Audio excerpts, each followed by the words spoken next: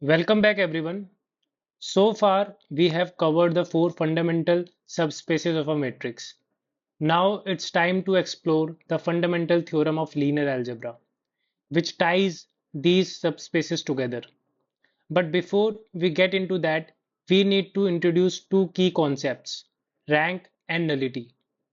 I have broken this topic into two parts. In this video, we will focus on understanding rank and nullity in detail with clear examples. In the next video, we will dive into the fundamental theorem of linear algebra. Also, if my videos are helping you understand these concepts, please give them a thumbs up, subscribe to the channel, and share with others who might benefit. And if there's anything you are unsure about, feel free to drop your questions in the comments. I will be happy to clarify. So let's get started. So you can see these four things on your screen. The first one is independent vectors, the second is spanning a space, the third is basis for a space, and dimension of a space. So because these are the four most important things to understand the concepts of linear algebra. So most of us got confused between these terms, independence, span, basis, and dimension. So I have written them down in a nutshell.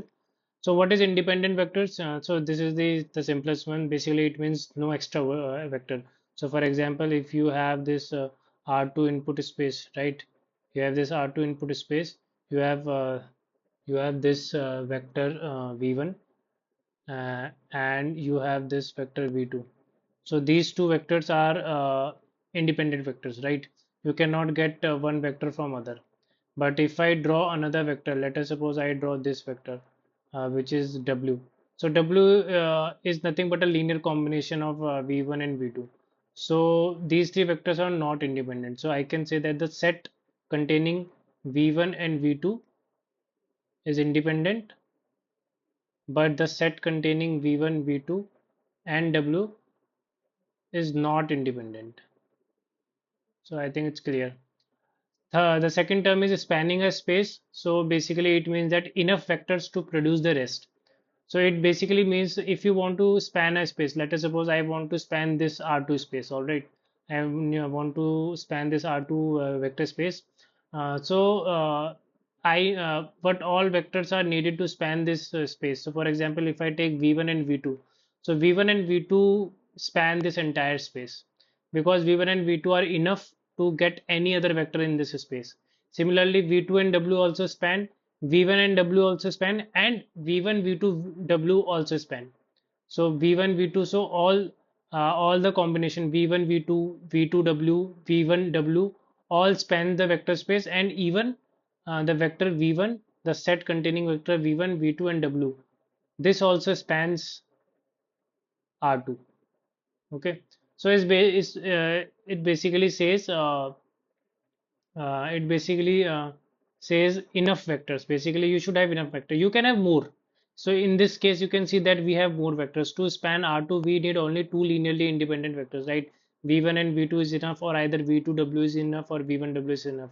But this set contains three vectors, right? So these three vectors also span because we need enough vectors. We can have more vectors, but it should not be less. All right, so this is spanning a space. Now what is basis for a space? So basis for a space is nothing but not too many or not too few. That is exactly the exact number of vectors that span that space is basis. So for example, this v1 v2 w is not a basis. All right, so this is not a basis for R2. Why? Because it says that not too many, not too few, exact number of vectors that span that space. Here we have one extra W. So this is not a basis for R2. All right. So uh,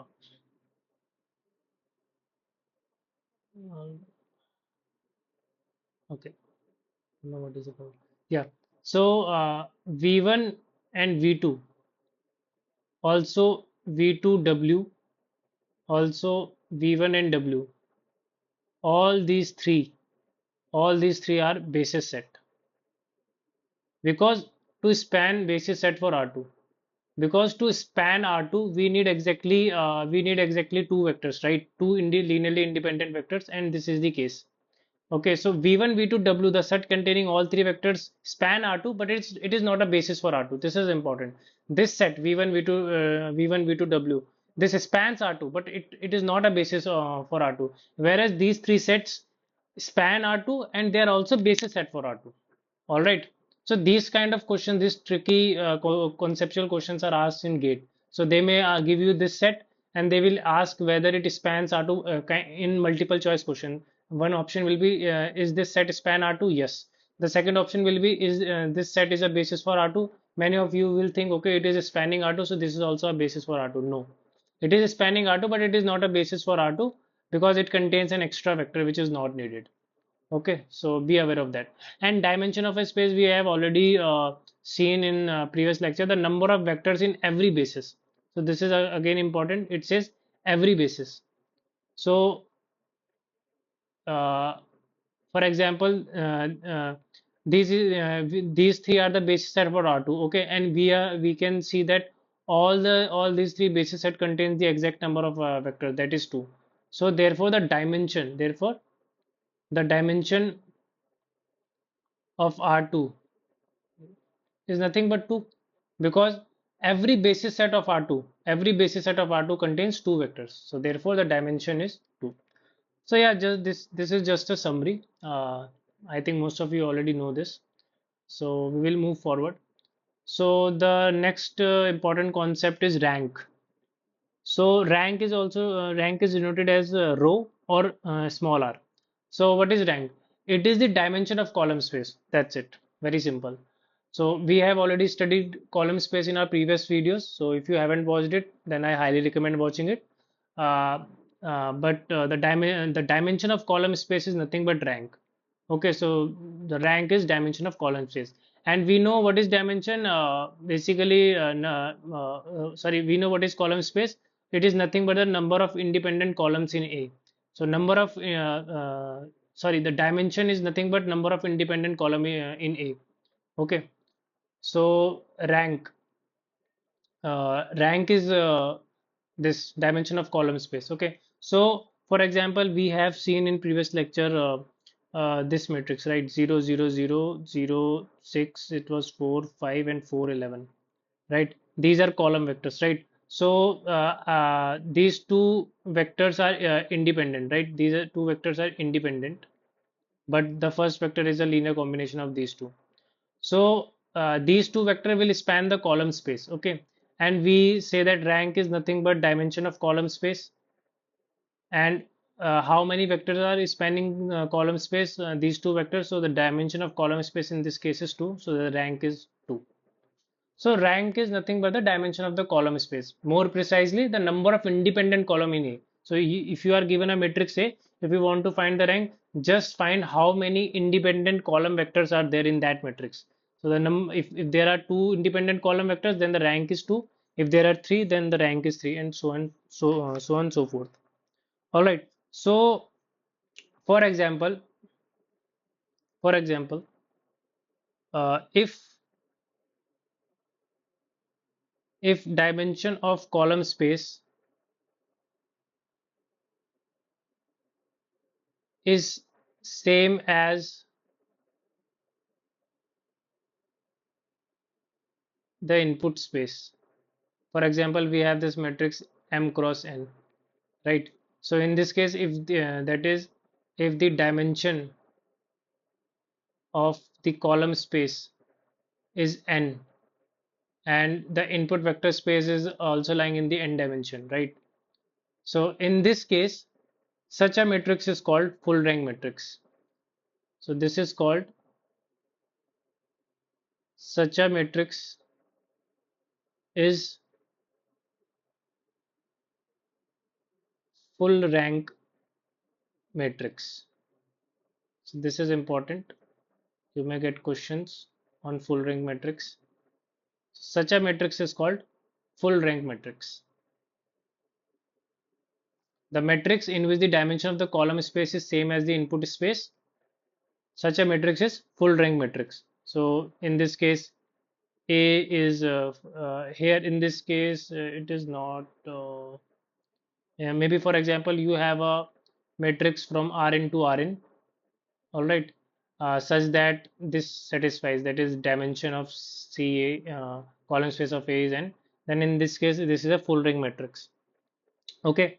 Also one more thing, in a full ring matrix only vector that land on origin is the zero vector. Okay, so if the matrix is full rank, for example, you have a matrix, let us suppose this is the matrix 2 0 and 2 3. This is a full rank matrix. All right. So this matrix move vector from R2 to R2. Okay, so this is a full ring matrix. So the only matrix that the only vector that land on origin after applying the transformation A is zero itself. That is, the zero vector is the only vector which before the transformation was at zero vector, and even after the transformation it is at zero vector. No other vector, no there doesn't exist any vector other than the zero vector that lands on origin after applying the transformation. Okay, and for non-full rank matrices, for non-full rank transformation, infinite vector land on the origin. So, for example, you have another matrix. Let us suppose you have this is A1. Let us suppose you have this matrix A2. All right, this is 2 0, and let us suppose this is 3 0. Okay, this these two column vectors are linearly dependent. Okay, so you see that this is moving the entire R2. This is kind of moving all the vectors in the R2 plane to x-axis, right? Because these two vectors are lying on the x-axis. So you will see that the entire infinitely many vectors are landing on the zero vector. We have seen this in case in the video of null space. What are null space? So null space are nothing but the set of all vectors that land on zero vector after applying the transformation A.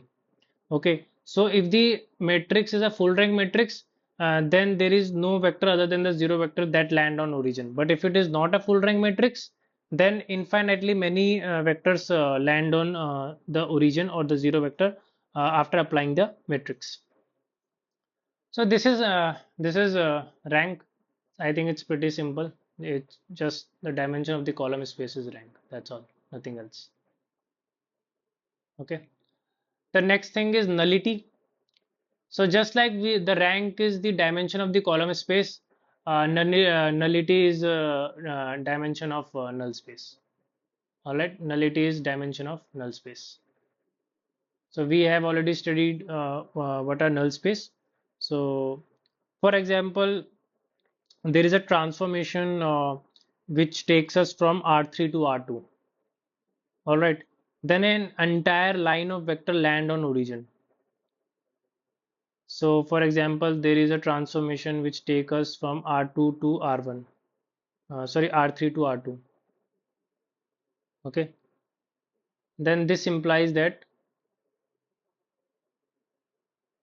line of vectors land on origin, that is zero vector. Okay, and in this case the nullity is 1, because the dimension of null space, because an entire line, if you see, let us suppose this is the null space. We have seen this kind of null space in our previous video. Let us suppose this is the null space. All right, so this line contains infinitely many vectors, right? So an entire line of vectors is landing on origin after applying the transformation, and this the dimension of this line is nothing but 1, and nullity is nothing but the dimension of null space. So therefore the nullity here is 1. Similarly, if you have a transformation in which vectors are getting you are transforming vectors from R3 to R, just R. Okay, then in this case entire plane of vectors land on origin. All right, so let us suppose you have you are working in R3, like the input vector space is R3 as given, right? And let us suppose this plane passing through the origin is your null space. This is the null space of a matrix A. Then after applying the transformation A, all the vectors lying on this plane will land to 0. That is the definition of null space, right? The set of vectors landing on the 0 vector after applying the transformation is null space. So if your transformation is such that the vectors are getting are moving from R3 to R, basically they are moving from the XYZ volume to a particular to a line passing through origin. So in that case, the entire plane of vectors are landing on origin. So in this case, the nullity is 2. All right. The third case would be, let us suppose R3 to R0, which is basically nothing but 0 vector. All right. So this case, the entire volume of vector land on origin. So this is nothing but you have the matrix of all 0.